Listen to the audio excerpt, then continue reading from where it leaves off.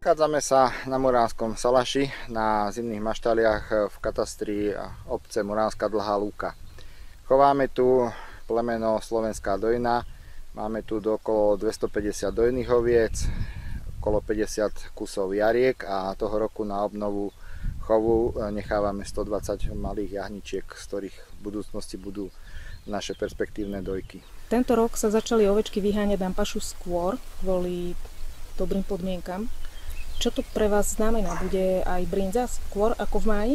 Znamená to pre nás to, že sa nám troška predĺží sezóna, ktorá nám vďaka klimatickým podmienkám priaznivým začala troška skôr a pastvy a trávu máme už v podstate v takej skorej májovej kvalite, čiže určite bude skôr, všetky výrobky budú skôr, bude hrudka skôr, brinza je už v podstate vo výrobe, lebo z prvých pôdojov nám už sír na brinzu vyzrel. Čiže tá prvá vyjde pre konzumentov kedy asi? V podstate už je za tento týždeň na trhu. A je to v podstate áno, brinza iba z čistej paše. Už tam nie sú žiadne prímesy krmiv, ktorými sa ovečky prikrmujú na maštali. Čiže toto je nie májová, ale aprílová brinza? Je to taká aprílová brinza s májovou príchuťou. Už ste niekedy v minulosti mali aprílovú brinzu?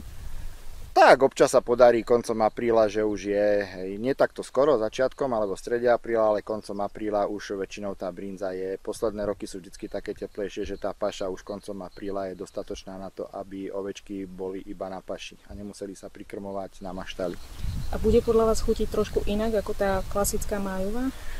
Viete čo, podľa mňa nie. Či apríl, či máj, či začiatok júna, myslím si, že tá paša, to zloženie je také, že je to úplne super. A tá májová je preto taká vzácna, lebo je taká prvá, no tak teraz bude prvá aprílová. Tohoročná prvá brinza je aprílová a bude rozhodne lepšia ako tradičná májová. Vy ste žena pastierka, čo je dosť nezvyčajné. Ako ste sa k tejto práci dostali? No, priznám sa, že som chcela utecť od ľudí, preč z tejto reality, niekam do kľudu, do prírody a medzi zvieratá. Takže pracujem tu s manželom, má také isté vnímanie veci ako ja, čiže sme v prírode so zvieratkami, máme kľud, je tu parádne. Ako dlho robíte pastierku? No, v podstate na Salaši sme od novembra minulého roka, ale samotné pasenie v podstate teraz začala sezóna, takže v novembri to boli nejaké 2 týždne a teraz to sme začali tiež asi, takže ozaj mesiac teprve.